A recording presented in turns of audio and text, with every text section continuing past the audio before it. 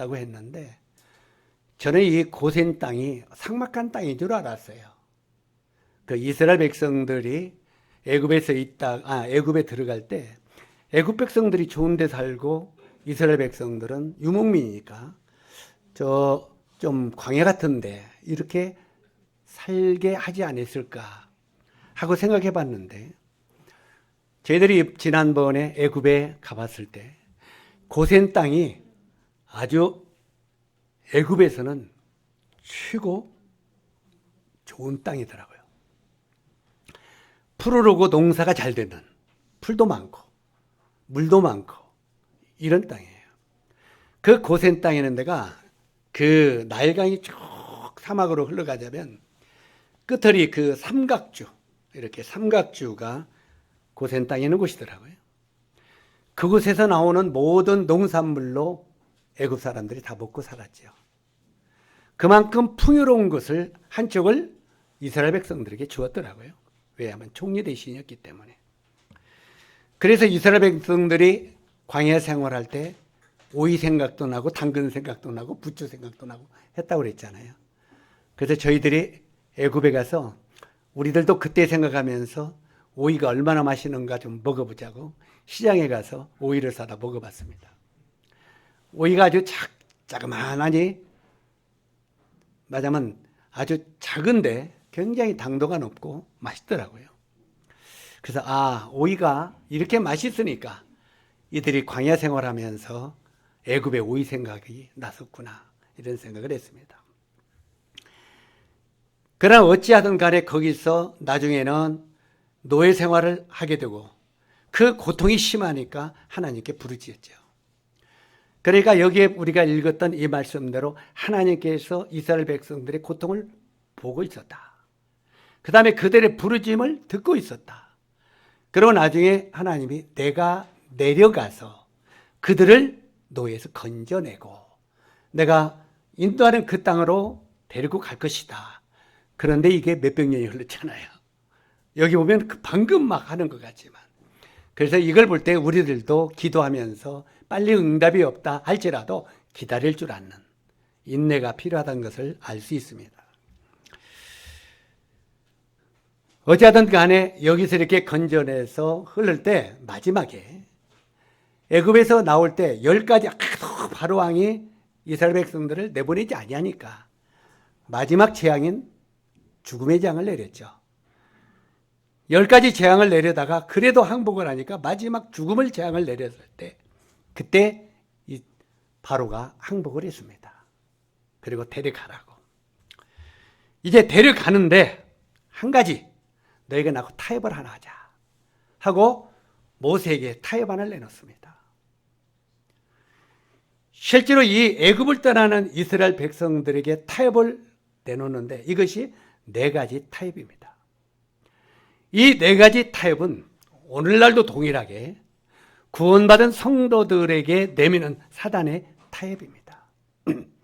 우리가 구원받은 뒤에 우리도 이제 신앙생활이 평탄할 것 같지만 결코 그렇지 않습니다. 실제로 우리가 구원받고 나갈 때 사단이 동일하게 우리들에게도 4가지 타협을 한다는 것입니다.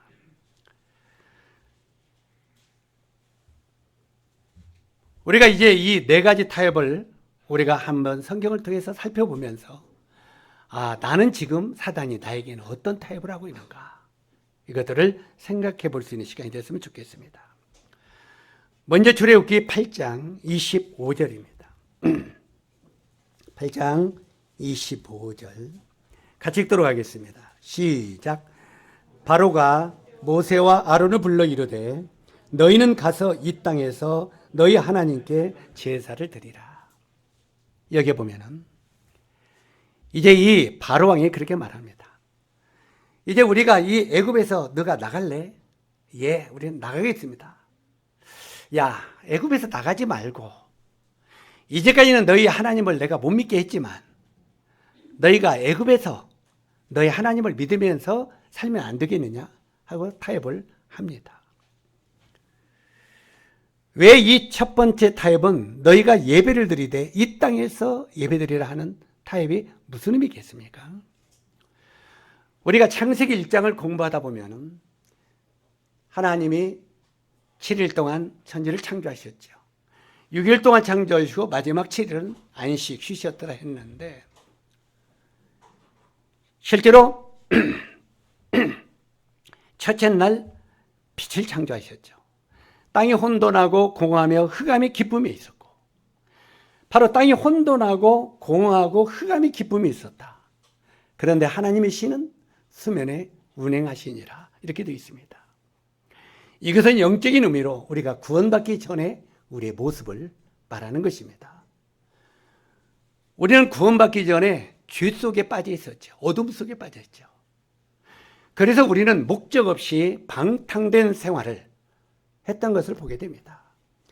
땅이 혼돈하고 공허하며 흑암이 기쁨에 있었고 혼돈하고 공허했다는 말은 빌공짜죠. 공허했다는 것. 그래서 이 사람은 원래 이 마음에 죄가 들어온 뒤에 세상에 어떤 것을 퍼서 마음에다 넣어봐도 만족은 없습니다. 항상 공허합니다.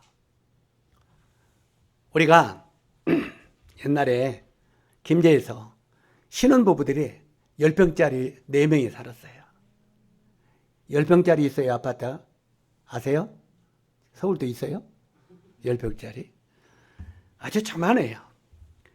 근데 이 10평짜리 신혼부부들이 그 당시에 600만 원씩인데 거기 들어가려면 4명이 들어가가지고 그 가정에 신혼부부들이 잘 살았어요. 그러니 한참 노력하고 잡더니 한 가정이 15평으로 이사 갔어요. 또 한 가정은 22평으로 이사 갔어요. 그러니까 5대5죠. 그때까지도 괜찮았어요. 또 한 가정이 24평짜리로 이사 갔어요. 한 가정만 10평짜리 살았어요. 그때부터는 자매가 형제를 바가지 긁기 시작하는 거예요. 당신이 못나서 당신만 가난하게 우리는 이게 뭔 꼴이냐. 처음에는 4명이 똑같이 10병을 따르는 자기들끼리 잘 모이고 좋았어. 그런데 다른 사람이 하나하나 더 잡으니까 나중에는 가정부라가 오더라고요. 그러더니 또 열심히 얻어가지고 막 25평으로 제일 큰 데로 바꿨어. 또 해. 근데 다른 사람이 더 큰 데로 오니까 나중에는 또 사람은요. 조금 큰 데로 가면은 편하고 행복할 것 같죠. 저는 지금도 5천만 원짜리 전세를 삽니다. 부영 아파트. 많은 사람들이 목사님은 어때? 지금까지도 30년이 다 되는데 지금까지도 여기 사세요? 다른 목사님들은 큰 데로 막 옮기더니 아니 뭐 하루에 잠잘 때 있고 먹을 게 있으면 좋지 않냐고. 괜찮다고. 그래서 저를 다리시 보는 주민들이 많아요. 그리고 진지하게 생각하고. 전에는 우리 딸들이 아빠 우리도 같이 살 때 결혼하기 전에 우리도 좀 큰 집으로 옮기자. 왜? 너무 좁아서 그냥 어디 채가 하나 놓을 데가 없어요. 야 이놈들아 너희들 시집안 가면 이것도 커. 계속 그러면서 애비 돈 없어. 그러니까 자기들이 된대요. 직장생활 하니까. 그래서 사례야 아빠가 어떤 방법으로든지 큰 집으로 가려면 못 갈 줄 아냐? 얼마든지 갈 수 있다. 노력했어. 그러나 교회 사역을 하면 성도들보다 잘 살아도 안 되고 못 살아도 안 된다. 못 살아도 부담스러워하고 잘 살아도 부담스러워하고 중간만 따라가면 된다. 중간만. 지금 우리 집에 우리 교회에서는 우리가 중간 아니냐? 이것도 괜찮아. 그러니까 우리 아빠는 우리가 돈을 준다고도 안 간대요. 그러더니 포기를 하고. 그러더니 지금은 지금 결혼하고 더 큰 집으로 사들다고요. 그래서 딸의 신앙은 내 신앙하고 다르잖아요. 뭐 죽어들 조금 큰 집으로 산다고 해서 내가 뭐라고 할 건 아니잖아요. 근데 그거 감리라고 죽으려고 그래. 빈대에서 사가지고. 그러더니 이제 좀 작은 데로 옮겨야겠대. 사람은 계속 공허하기 때문에 퍼넣고 해도 만족할 것 같지만 만족은 없는 것입니다. 다른 사람보다 조금만 더 잡으면 조금 더 낮게 살면 괜찮겠지 하지만 결국은 잡아보면 그게 그거예요. 별거 아니에요.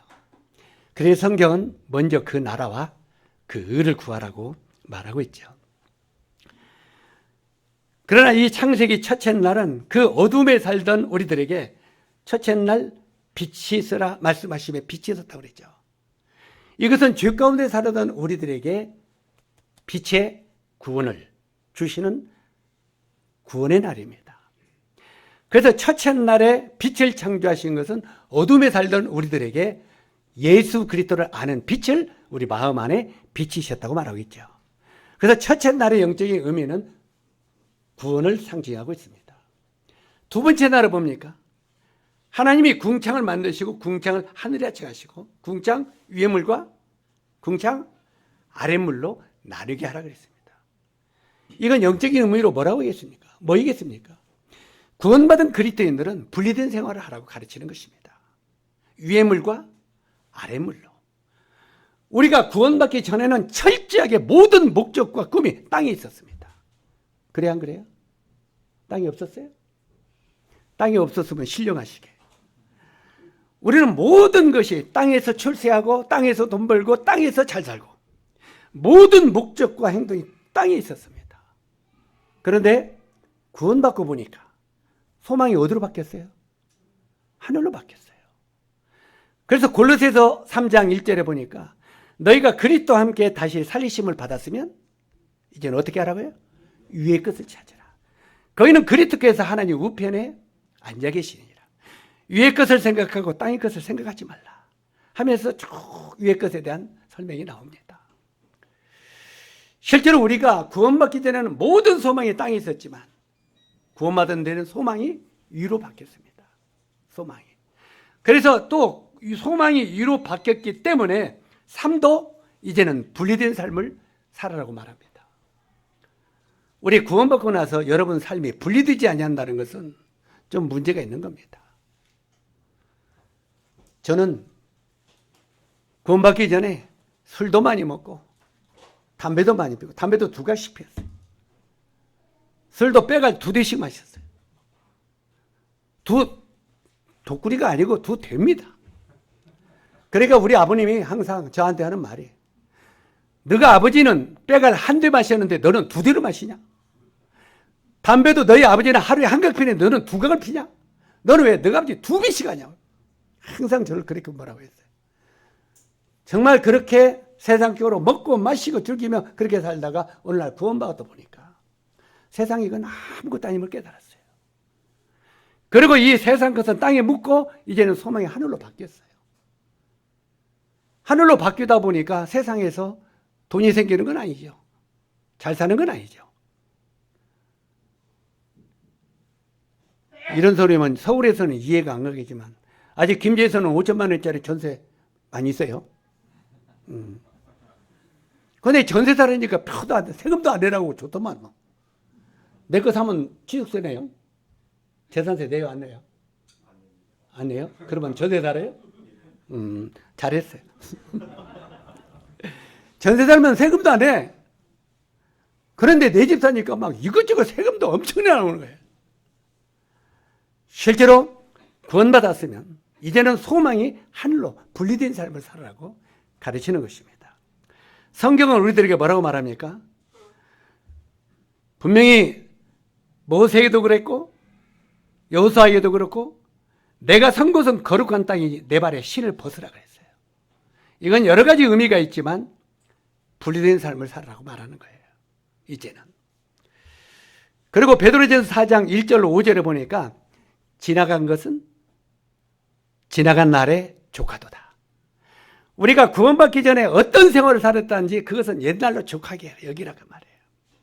근데 옛날에 즐기던 모든 것들이 구원받고도 그대로 간다면 뭔가 좀 회개해야 될 것들이 있지 않겠어요?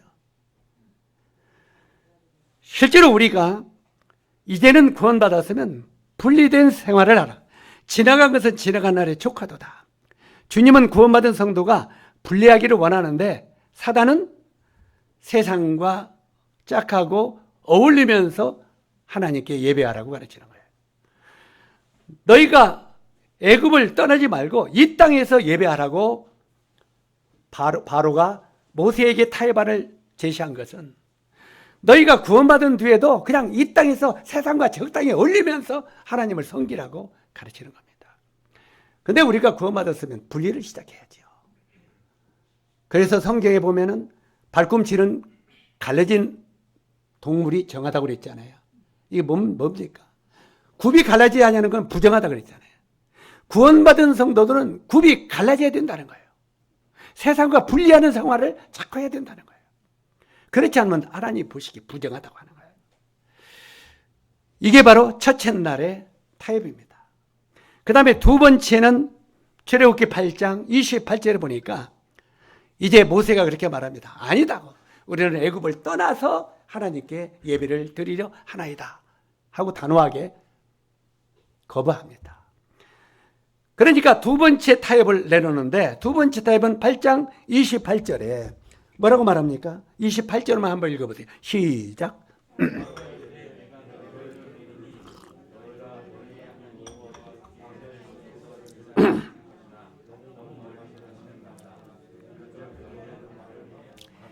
자, 두 번째 타협은 너무 멀리는 가지 말라는 겁니다. 처음에는 애굽에서 예배드리라 하더니 이 땅에서 그럭저럭 살아고 하더니 결코 그럴수 떠나가겠다고 모세가 하니까 그럼 모세야 두 번째 타협 너무 멀리는 가지 말라 이렇게 말합니다. 애굽과 가까운 곳에 거하라고 말합니다. 애굽과 가까운 곳에. 왜 그렇습니까? 실제로 오늘날 우리가 구원받은 뒤에 주변 사람들이 뭐라고 하던가요? 이런 간정, 이런 소리 한번 들어봤는지 안 들어봤는지 모르겠습니다. 저의 지인들은요, 제가 구원받으니까 야, 네가 믿음을 갖는 건 좋으나 너무 푹 빠지는 마라. 거의 다 주변 친구들이나 이웃들이 그렇게 말하더라고요.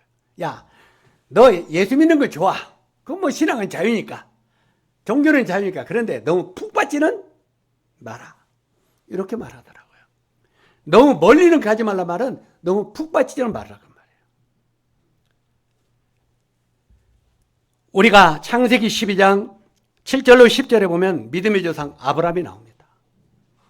하나님의 아브라함에게 아브라함아, 예, 너는 베델에 올라가서 베델에 거하라 이렇게 말합니다. 베델이라는 뜻은 하나님의 집이라는 뜻입니다. 하나님의 집은 하나님과 교제가 있는 곳이죠. 그래서 이 베델에 거하라고 말하는데 하나님의 집에 이제 이 믿음의 조상 아브라함이 베델을 향하여 올라가다가 다리가 아팠는지 먹을 것이 떨어졌는지 어쩐지는 모르겠지만 우리가 12장 보니까 베델과 아이 사이에 장막을 치니 이렇게 되어 있습니다. 아이는 어떤 곳입니까? 여호수아가 인간의 방법으로 공략했다가 실패한 도성이 아이성이죠. 이 아이성이라는 뜻은 타락된 작은 성, 타락된 도시 이런 의미입니다. 다시 말해서 타락된 세상을 상징합니다. 바로 이 믿음의 조상 아브라함이 하나님은 베델에 거하라, 하나님의 집에 거하라고 했는데 베델과 아이 사이에 장막을 내렸다는 겁니다. 우리가 구원받은 뒤에 대부분의 성도들이 이렇게 신앙생활을 시작합니다. 세상과 하나님 양다리를 걸치고 있죠. 우리 신앙이 그렇게 하지 않습니까? 양다리. 실제로 양다리 걸치야 편하잖아요. 세상이 나를 요구하면 이렇게 흔들고 주님이 요구하면 요리 흔들고 그래서 하나님의 교회 오면 하나님의 백성들 같고 세상 친구들 걸리면 세상 사람 같고 우리 그렇게 살지 않습니까? 바로 베델과 아이 사이에 장막을 내렸다는 거예요. 성도들이 주님과 세상의 양다리를 걸치고 있을 때 결국은 세상으로 흘러갑니다. 누가 증명하냐면 아브라함이 증명을 합니다. 아브라함이 베델과 아이 사이에 장막을 치더니 뭐라고 그 다음에 기록이 되냐면 점점 남방으로 내려갔더라. 남방은 애굽이 있는 곳입니다. 그런데 남방으로 내려가더니 나중에 애굽으로 퐁당퐁퐁당 빠져버렸어. 우리가 세상과 주님과 양다리를 걸치고 있을 때 결코 우리가 하나님 쪽으로 가지 않습니다. 세상에서 끌어다니는 힘이 더 큽니다. 세상의 친구들, 세상의 재물, 세상의 유혹이 하나님 쪽으로 끄는 것보다 훨씬 힘이 강합니다. 그래서 이 사단은 항상 우리가 너무 멀리만 떨어있지 않으면 다시 애굽으로 끌어올 수 있기 때문에 너무 멀리는 가지 말라고 타협안을 내는 겁니다. 아멘. 고개가 끄덕끄덕 하는 분이 몇 분뿐이 없어. 실제로 우리는 절대 주님 쪽으로 끌려가지 않는다는 거예요. 양다리를 걸치고 있으면 결국은 세상 쪽으로 흘러갑니다. 결국은 아브라함이 남방 애굽으로 풍당 빠져버리더니 거기서 뭔 일이 일어났어요? 자기 아내 사례를 빼앗기는 치욕을 당합니다. 그래 안 그래요? 자기 아내를 뺏기는 치욕을 당해. 결국은 하나님이 그 애굽의 왕의 꿈에 나타나서 그를 건져냈죠. 하나님이. 그러니까 건져난 다음에 치욕을 느끼고 아내 뺏기는 치욕을 당하고 그때 데리고 도망가자 하면서 다시 나갑니다. 그리고 베델을 향하여 올라갑니다. 이 믿음의 조상 아브라함의 생애를 보면은 우리 신앙생활의 모든 발자취를 배울 수 있습니다. 실제로 이 바로가 너무 멀리는 가지 말라. 이것은 우리 보고 양다리 걸치면서 생활하라는 겁니다. 왜? 끌어올 수 있기 때문에. 저는 이제 이것을 더 쉽게 설명할까요? 박쥐신앙을 이야기합니다. 박쥐. 우리가 때때로는 박쥐신앙이 될 수 있어요. 박쥐가요. 짐승입니까? 새입니까? 박쥐가 짐승이에요? 새요?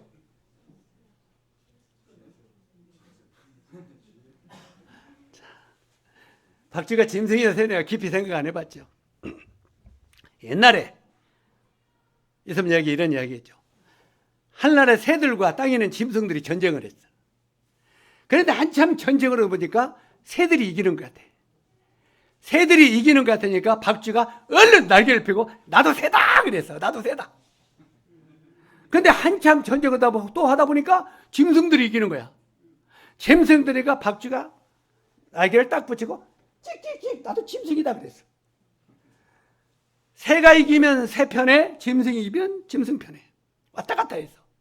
그러다 나중에는 새와 짐승들이 이제 우리 화해하자 해가지고 화해를 했어. 화평무드로 들어갔다가 말이야. 자, 우리 이제 악수고 헤어져서 각자 살자. 그런데 박쥐가 자리가 어디요?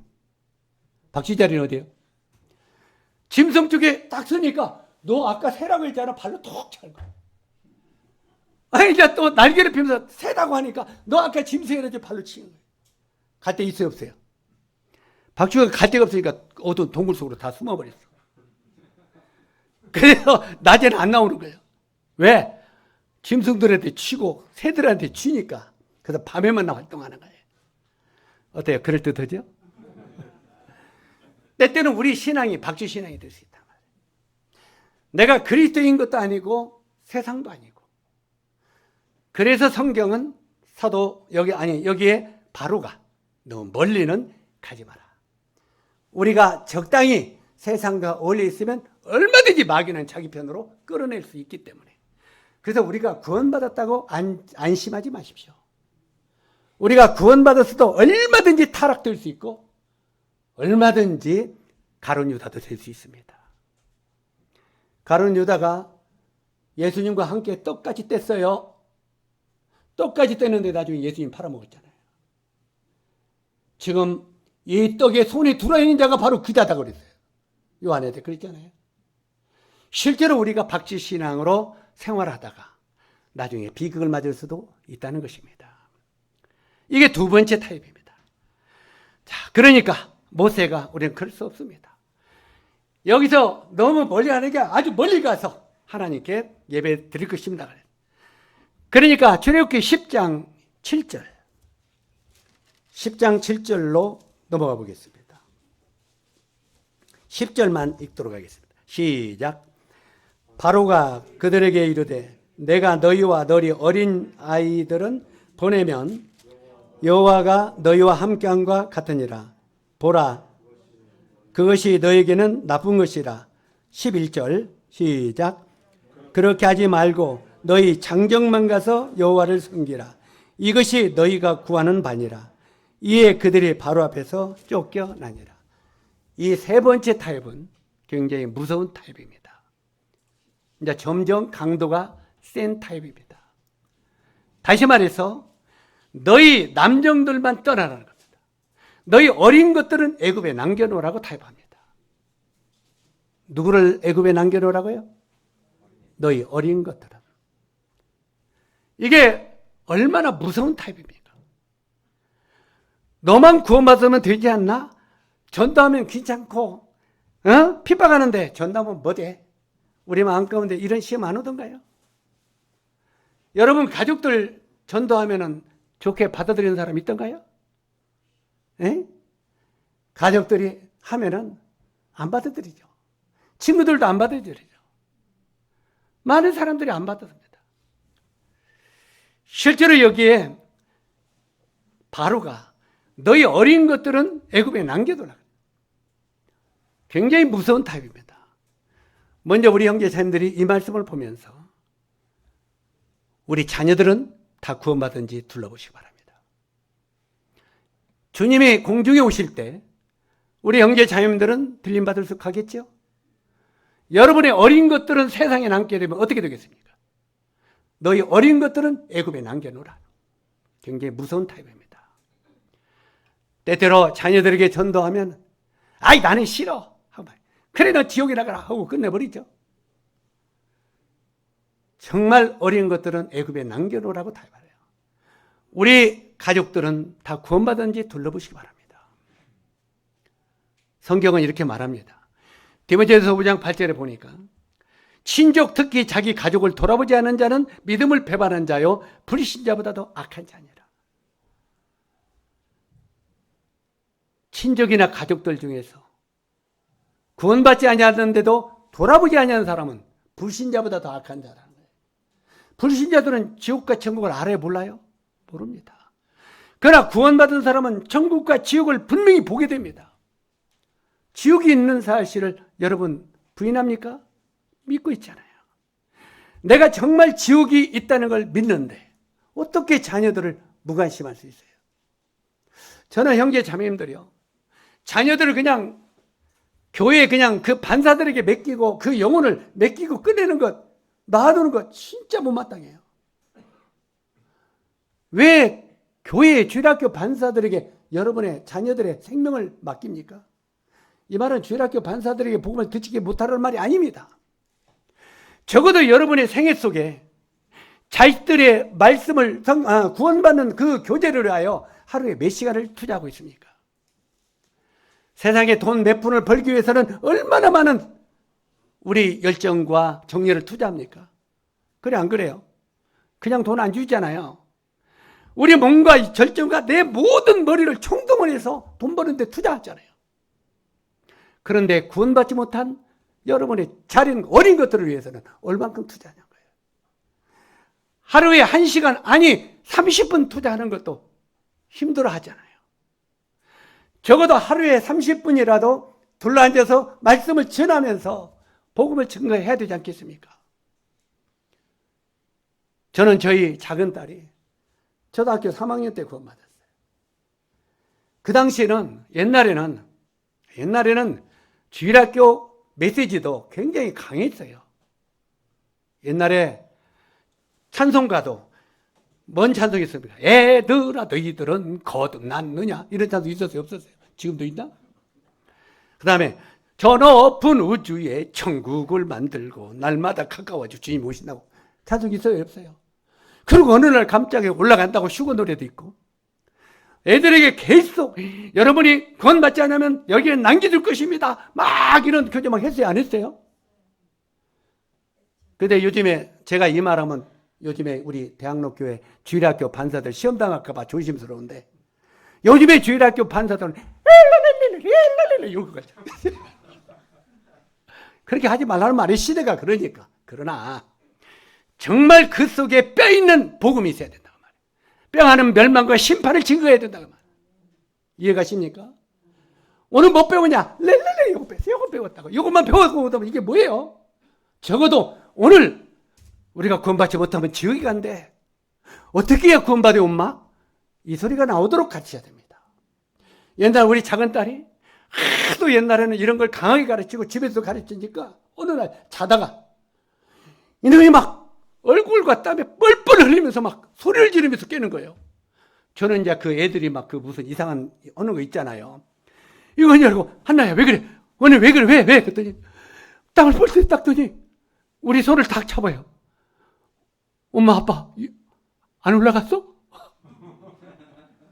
꿈에 엄마 아빠 언니가 휴거되는 꿈을 꿨다는 거예요.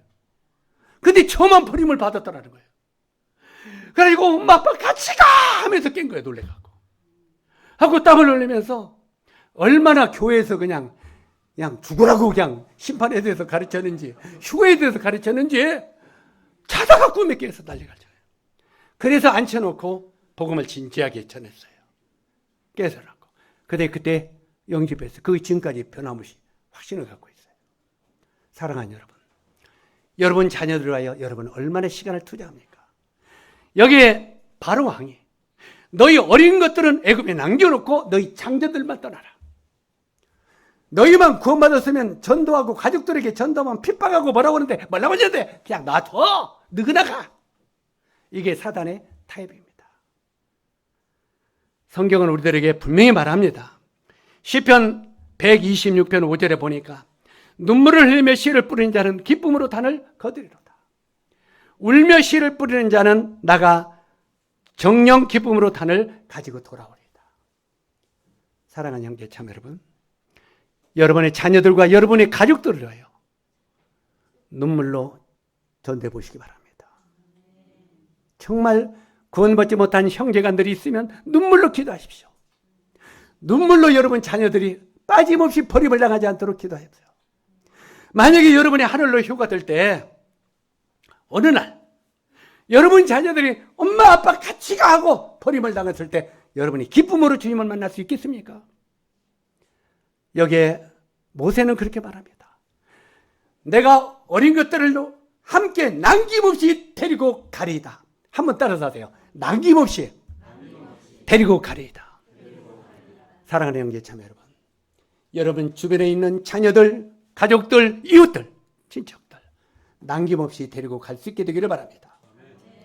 이게 세 번째 타협입니다. 오늘날 이 사단 마귀는 우리들에게도 계속 이런 타협을 제시하고 있다는 것입니다. 이제 마지막으로 네 번째 타협입니다. 출애굽기 10장 24절부터 26절까지 보면은 뭐라고 했습니까? 10장 24절. 자, 같이 읽도록 하겠습니다. 시작. 바로가 모세를 불러서 이르되 너희는 가서 여호와를 섬기되 너희의 양과 소는 머물러 두고 너희의 어린 것은 너희와 함께 갈지어다. 이게 마지막 네 번째 타입입니다. 모세가 남김없이 내 어린 것들은 데리고 가겠나이다. 그때 바로가 그럽니다. 그러면 네 어린 것들은 데리고 가라. 그러나 소와 양은 애굽에 남겨놓으라. 소와 양이 뭡니까? 재산입니다. 물질입니다. 자, 너희가 너희 어린 것들을 데려가라. 그러나 물질은 애굽에 남겨놓으라. 너희만 떠나라. 이렇게 말합니다. 여기에 이것은 무슨 유혹입니까? 우리에게 주어진 물질을 주와 복음을 위하여 교회를 위하여 사용하지 못하도록 마귀는 속삭이는 것입니다. 우리가 이 땅에서 애굽에서 얻은 물질, 이것을 주와 복음을 위하여 교회를 위하여 사용하지 못하도록 마귀는 항상 속삭입니다. 세상에 쌓아두기를 원하는 것입니다. 이 애굽에 남겨놓으라 말은 애굽에 쌓아두기를 원한다 하면 이게 바로 사단의 속삭입니다. 보통 사단이요, 우리가 물질을 사용할 때 마음속에 뭘 속삭이던가요? 이건 제 경험으로 제가 압니다. 이 제게 있는 것들을 주님 앞에 드릴 때 마음에 속삭임이 있습니다. 뭔 속삭임이 있습니까? 야, 나중에 할 일도 많은데 지금 낭비하면 어떨 거냐? 이렇게 속삭입니다. 저는 전에 했을 때, 야, 너 네 새끼들 다 시집 보내야 되잖아. 근데 이거 지금 쓰면 어떡해? 하고 속삭입니다. 그러고 나중에 이걸 모아놔야 너 지금 네 차 바글바글 하더만. 남겨놔야 네 하나 좀은 살 거 아니야. 남겨놔. 이게 사단의 전략입니다. 이 세상에서 얻은 물질을 소와 우양은 애굽에 남겨놓으라. 우리 형제 자매들은 하나님이 우리들에게 주신 물질을 어디를 위하였습니까? 이거 지금 주님이 말하고 있습니다. 우리 어떤 형제가요, 저한테 그런 질문을 하더라고요. 형제님, 왜? 주님 언제쯤 오실 것 같아요? 곧 오시오. 아니요, 정확하게. 곧 오신다고 했다니까. 아니요, 언제쯤. 형님은 성경을 많이 연구하고 보니까 대충 알 거 아니에요. 대충은 알지. 언제 오실까? 몰라. 그날과 그 시는 아버지만 아신다고 하는데 예수님도 모르고 아버지만 안다고 하는데 내가 어떻게 아냐?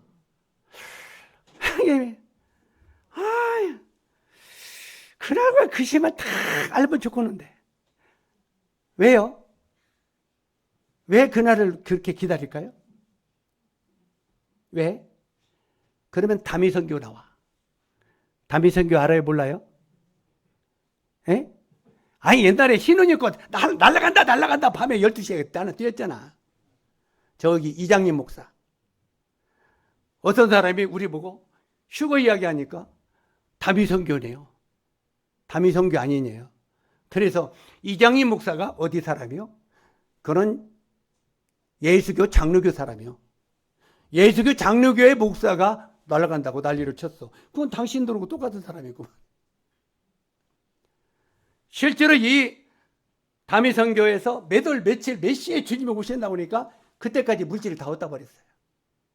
이장님한테 갖다 다 바치고 그놈 갖고 날랐죠. 감옥에 가면 날라버렸지. 이 벨리 이상한 사람들이 다 생기잖아요.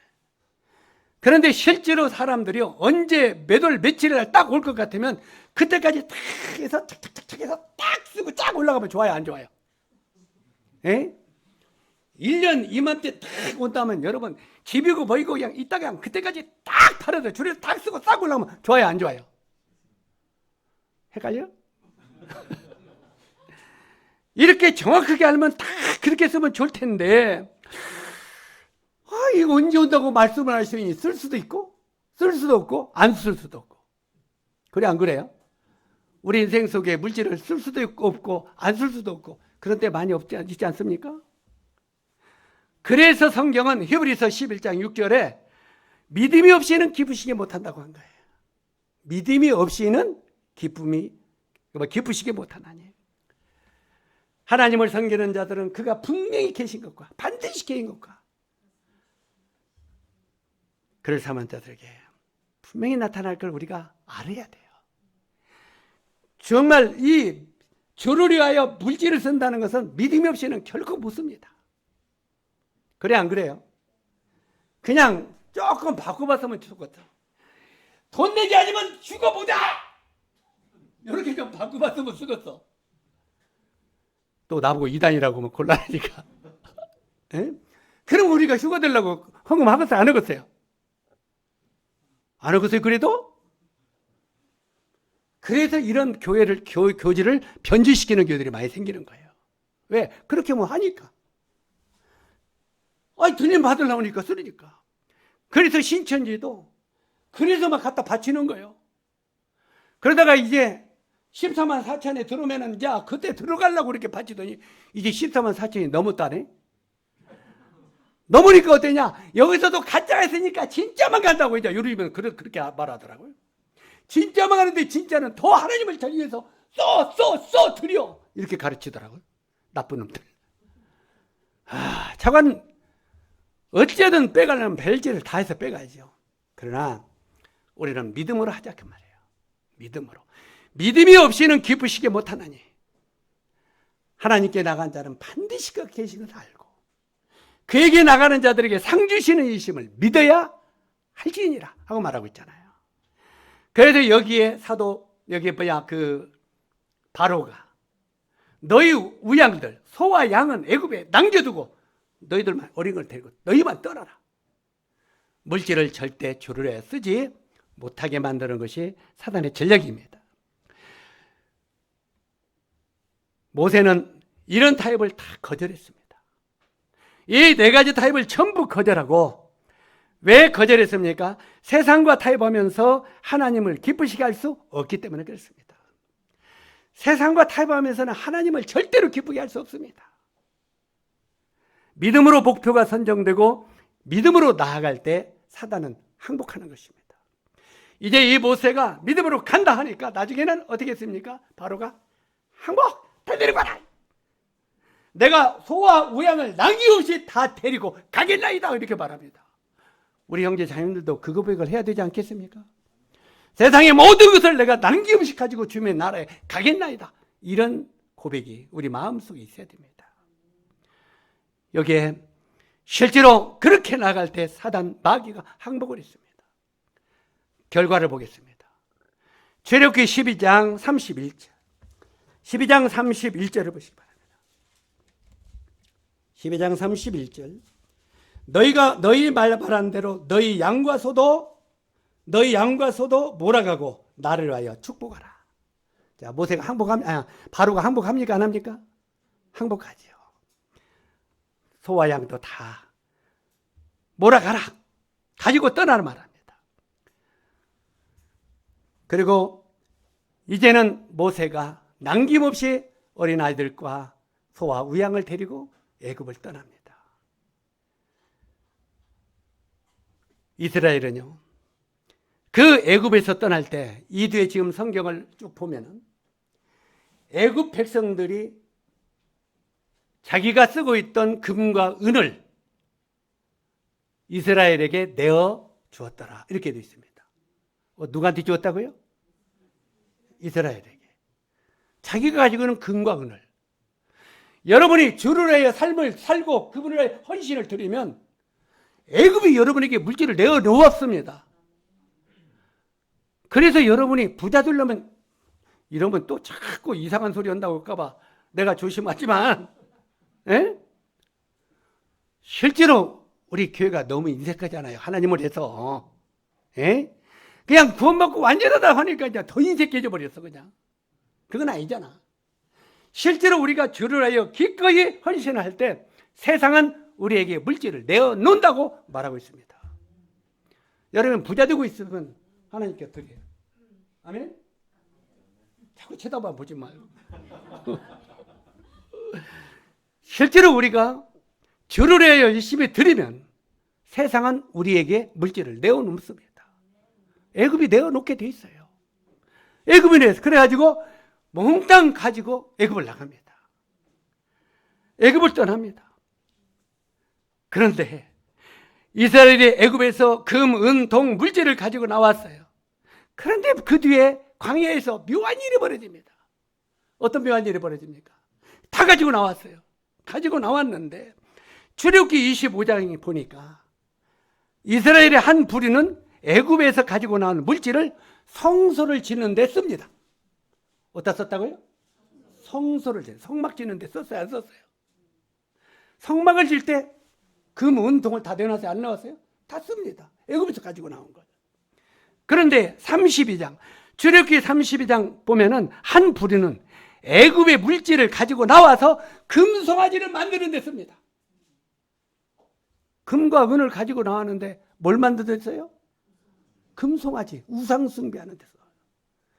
우리들도 세상의 물질을 가지고 마음 하나는 주를 위하여 쓸 수 있고 하나는 세상의 우상을 위하여 쓸 수 있다는 거예요.